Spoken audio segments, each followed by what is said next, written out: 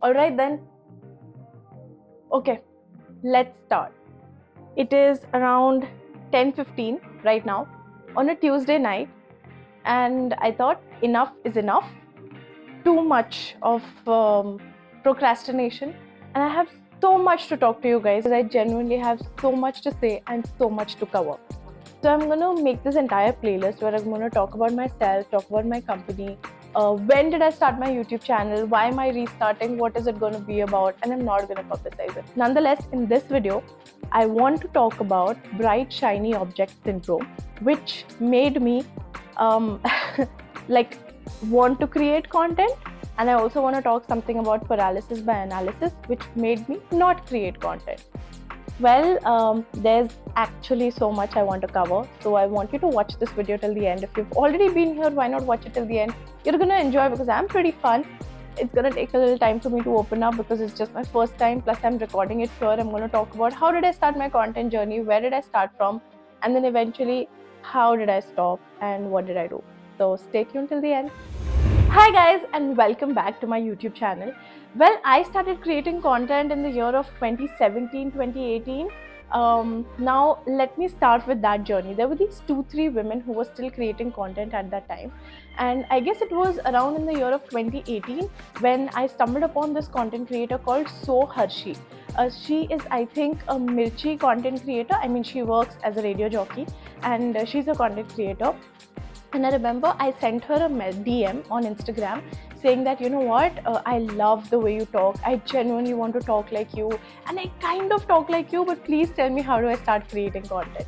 And then there was this another content creator, Niharika NM, who is currently very famous. But at that time, I remember she had a couple thousand subscribers. She had just come back home from her engineering exam and everything, and I was in engineering too.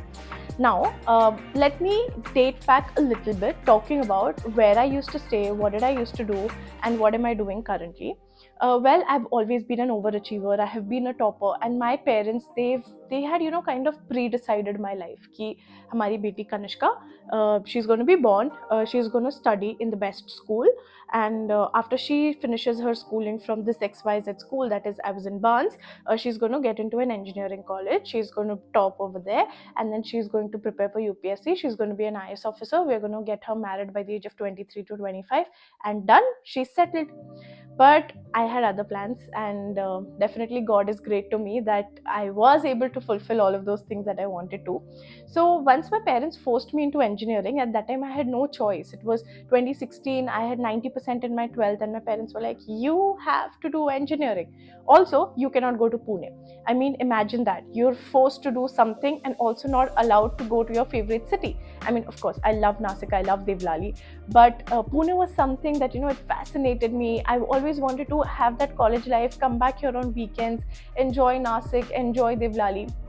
Nonetheless, parents forced me, no going to Pune, you're a girl, you're going to be home, you have to do engineering. And there I was, a management student, although I was a merit student, but parents didn't want to send me to Pune, so I was stubborn, and in my that cap round, I did not put even a single college that was from Pune. So they had to get me admitted in Nasik, in KQAG, by paying a management fee. Well, that's how my engineering journey started, and I knew that this is not what I'm going to settle with, because I mean, I understand parents are thinking good for us, but if you have done your own research, if you know what you want to do in life, then you just cannot you know, kind of sit back and accept what is there in fate, or what is there you know, what is there in your parents' head pushing you for it, because they live in a different generation, you live in an era where internet is freely available to you, so why not research things. Well, I came across this Open University and I did a double bachelor's. I did my engineering in ENTC, that is Electronics and Telecommunication, because I was super late for admission and that was the only branch that was remaining. And I did my BA, majors in English, minors in psychology. And that's how my journey got shaped, and then people would appreciate me for doing a double bachelor's. a lot of students actually saw that potential and started doing it themselves too. And so were my parents happy too. They're like, "ठीक है, engineering तो कर ही लिया, you have to do UPSC." And I was going for UPSC classes, you know. I was pretty serious for 1.5 years for the same. And that's how my journey started. So earlier, so my dad now, he is a retired serviceman from as a health superintendent in cantonment, and we had a government house, okay, and we had this house, we had this 1 BHK very small house where you know how government houses are, they're not like top notch, you won't get a really good place to create content. So at that time we had this one curtain, and I used to sit in front of a curtain to create content. And you know, when I look at it that way, I still think of those moments that nothing stopped me back then. I had one phone that used to heat up, and I used to still take those live sessions. I used to still create content in COVID when I was bored. I never used to laze around thinking that, you know what, I'm going to do something else. I'll probably do it tomorrow, I'll do it later. And look at me now, when I'm privileged, when I have the resources to start creating content, I'm acting lazy, I'm procrastinating things. Well, that is what I want to talk about in this video. I want to talk about how did my journey, my life journey, pace out after that. I mean, I finished 2 bachelors, then I did triple masters. I started a career counseling, a freelance career counseling thing. Then I started a freelance personal branding thing, and then eventually I got into marketing. I also pursued MBA marketing. Then thankfully, by God's grace, it got converted to a private limited company, and then we finally also started a career counseling firm. So that is a little summary of what I did till the age of 25. Nonetheless, you know, there's one thing that had gotten left behind, and that was creating content. Well, as I told you, I started creating content back in 2018, 2019, but I did not continue. And the reason was, you should have seen me creating content back then. Like, you know, so we have this small car, okay, it's an Alto. And when I stand up completely, it literally acts like a tripod. So I used to keep my UPSC books. You all know how fat those books are. I used to keep my UPSC books, and I used to keep my phone in front of them on the top of my car in an Alto, on the top of an Alto, and I used to create content, and I used to give news updates every morning. And that was because I was preparing for UPSC, and it's so funny. I was preparing for UPSC. I used to go read the news, check the news out, read the newspapers, and I used to then create content on the same thing. I tried that for a couple of days, but then it was super exhausting. But I feel like maybe if I would have been a little more regular back then, I would have been a YouTube sensation, maybe. No, but I don't want to be known as somebody who was teaching UPSC. Not like it's bad, but I don't think that's one of my interests. So I stopped. And you know, just before creating content like this video, yesterday I was sitting on my laptop just to find out that one video. I did find it out, but I don't know what mistake I did, and I erased the entire data from my laptop. And I just can't tell you how devastating that was for me. Nonetheless, here I am without any procrastination, sitting here to create my first video. Okay, coming back to the thing, I've left so many things in between, and so my friends tell me, Kanishka, you know what, tu ek story se dusre story pe chali jati hai. But anyway, coming back, I used to create content back then, and then I stopped, and then COVID hit, and I was sitting just at home doing nothing when my mom called me and asked me, Kanishka, would you help us with the alumni booklet? Can you call our alumni, college ke alumni people, and ask them what are they doing currently? So I did that. I thought, वैसे भी घर पे बैठ के क्या करना है? And like, I think I've always been a teacher's pet. I mean, I'll tell you a little bit about my childhood story also sometime in some other video. And so I started calling, and you know, every call went around 30 minutes, 40 minutes. One call went around 2.5 hours, and I realized everyone has a story. Like, there was this lady who, she had just a 1500 job after 1500 rupees ka job after she finished her engineering, but today she has 82 patents under her name. And I realized, okay, I have graduated in psychology, I have done my specialization in educational psychology, and I have kind of done my certification in career counseling. Why not do this? Why not start interviewing people about their career? But then I thought, chalo, who's going to come on live sessions with me? Back then I had 700,000 followers, something. Then I reached out to one of my friends, Piyush Kokreja, who actually got me my first client. So I reached out to Piyush and I said, Piyush, would you like to do a live session? Just talk about how you have helped me, what is your career about, and how you have helped me overall. And Piyush said, sure. you know what, I want to teach people digital marketing. How about we make this topic as career in digital marketing? And I was like, yeah, that's pretty cool. By the way, Piyush has a podcast, so you can check that out as well. It's a Hindi podcast. It's India's first Hindi podcast, and he does teach people about digital marketing, and that's so cool. I mean, he always had this vision. So that's what happened, and I that was my first ever live session. I started with Piyush, and that was again just in front of a curtain back at my home, where it was a government house. You know, I did not have any amenities. My phone used to heat up. I had this very broken tripod that I had gotten for like 300 rupees. Today I have everything. I have a setup worth 1.5 lakhs, and I'm using nothing at the moment, and I'll also tell you why at the end of this video. So watch this video, because we're going to talk about paralysis by analysis and bright shiny object syndrome, which I kind of faced in the past couple of years. Yeah, 2.5 years now. Okay, so first session was with Piyush, and then the second session was with one of my dearest friends, Tanvi Malhara. Now Tanvi is one of the people who inspires me a lot. Now Tanvi was a radio jockey herself, and she had come to our college for an event where she was hosting, and I saw her first time back then. Then our college took us, because I was in ENTC, and our college took us for this, site visits that we have, and I met Tanvi back there, and I was like, bro, you're so good. And we clicked a selfie, we clicked, and I took her number. I came back home, we were in touch. Plus, she's also an actress. So she's been a main lead in Muskurane Ki Wajah Tum Ho. You can check her out as well. So it was Tanvi. We spoke about two topics: career as a radio jockey and career in beauty pageant. So that's how it started. Then I started interviewing people. I think my fourth or fifth guest was a person who had just touched 1 million followers, because I think back then in 2020 it was not very popular to be a career counselor. I'm not talking about being a career coach or a career consultant. So I think it blew up, and I got connected to a lot of people. Now, how did I get connected to a lot of people? How did I get connected to Abhiyanyu? How did I get connected to Ankur Wariku back then? I mean, now I kind of feel it's pretty easy, because everyone is a content creator. Let's say if you start creating content today, you have 100k followers, you DM someone, they're going to reply. Back then it was not that easy, okay? At that time I used to still create content, and I had to work hard because I knew my dad was going to retire, and I had to start working. They never asked me to. I knew.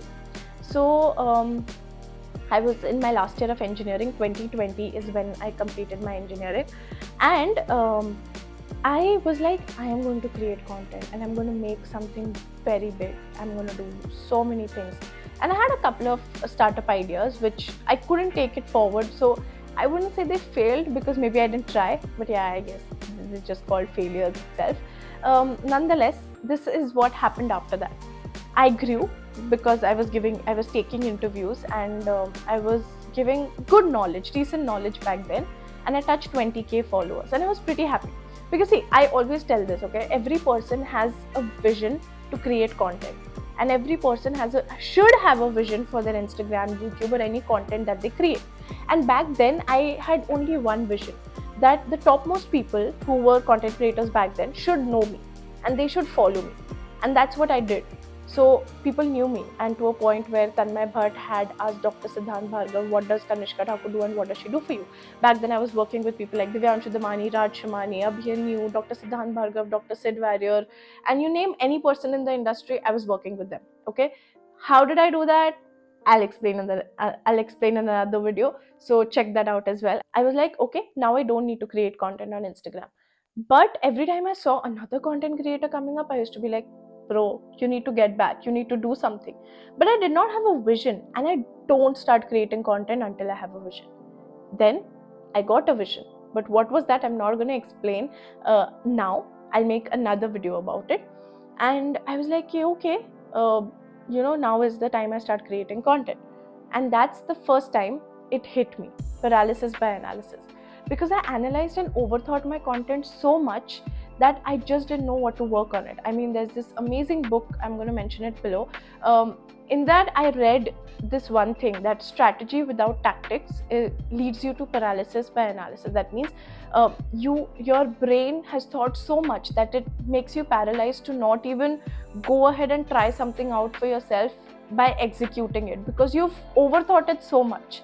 And on the other hand, if you just work things out without even thinking it through, which I think I am doing it right now, comes from a place where you have bright shiny object syndrome, where everyone around you is doing that thing, and you kind of want to do that too. And I think it's better to have bright shiny object syndrome than to go through paralysis by analysis, because it's better to be doing something than to be not doing it at all. I mean, it's better to be executing something than to just keep it in your head, right? So what does bright shiny object syndrome talk about is that your brain has seen something shiny and it wants it so bad. Like, it's that bright shiny object that's actually attracting you towards it, and you want it, so you strive to get it. Now for me, it has become like, okay, I want to start creating content and I'm going to do it, but how? So I started procrastinating. Like, I knew I had to create content, but I started procrastinating. And the first thing I said is, oh, you know what, I cannot sum up anything in just a minute. Then Instagram, actually I started with, I cannot sum up anything in 15 seconds. Then Instagram came with 60 seconds. Then I was like, I can't sum up in 60 seconds. Instagram came with 90 seconds. And then I was like, oh my god, now 1.5 minutes also, I just can't summarize. Then somebody just said, just start YouTube. And here I am today. I knew I had to start YouTube a year back, like actually start. But then again, excuses. Then I said, you know what, I need a good setup. I need a camera. So I have a good friend with whom we used to do photography earlier. He said, fine, take my camera. I do have a camera, okay, it's just lying here in my house, but I'm not using it. So I said, fine, now I have a camera. But you know what, I don't have a tripod. So I had another friend. He said, you know what, let's buy a tripod together. I wanted to buy it for myself. And I had a client that told me that, Kanishka, I'm going to send you the link of one of the best tripods. I bought a tripod. So I have 2 tripods now. Then I was like, okay, I don't have a ring light. I need a ring light because I need good lighting. I went ahead and somebody gifted me a ring light, and I bought one for myself. So I have a small ring light and a big ring light, which again, I'm not using. Then I was like, okay, there is so much noise. I need to buy a mic.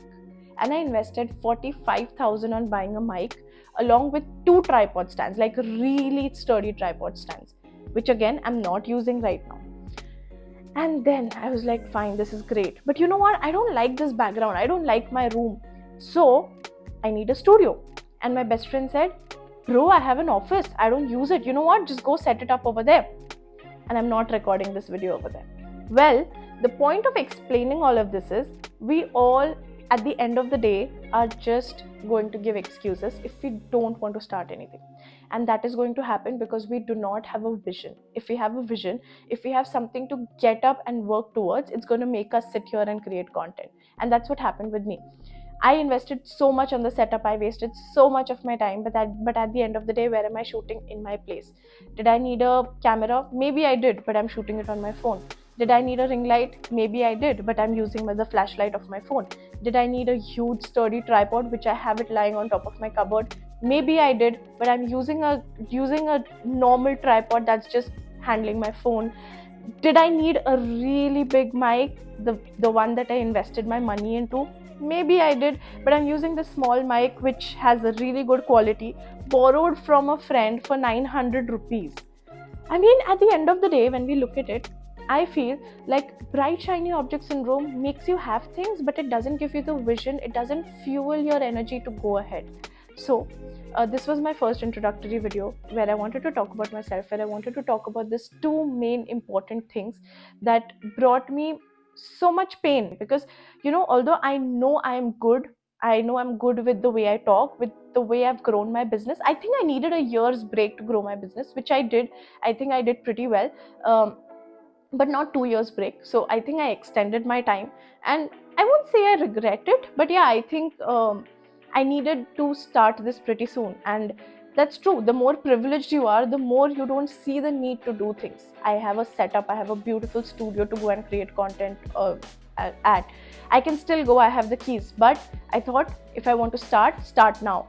When I did not have this beautiful house, which I've bought now, when I did not have all of this, I was still creating content. I was creating content from a small room with a curtain behind my back, with connecting with the most amazing people all across globe without even going out, without traveling. Now I have so many amenities. I have the money to travel. Most of my travel is sponsored, and now I make excuses. So it's very true that it's the most privileged people out there who are going to procrastinate and make excuses and make those mistakes which aren't supposed to be done. So this video, if you're watching this till the end, is just a reminder for you that go and start. Do not let paralysis by analysis overpower you. Do not let bright shiny object syndrome overpower you. And these two things that I learned about in marketing, that was strategy and tactic, which I can make another video about. Also, what is my niche, what is this YouTube video about? I'm going to make everything. And I know I've put comeback videos in the past, but I think this is it. I think Instagram at the moment doesn't really take my vibe, and I think YouTube will, because I don't want all the people out there to be my audience. I want people who actually feel me, people who actually want to learn, people who want to understand networking, how to talk, how to express themselves, be it marketing, hospitality, or anything where talking works. I mean, even for introverted people. I'm going to make a video about it. And that's it. Welcome to my YouTube. And let me tell you, we have just begun. Thank you.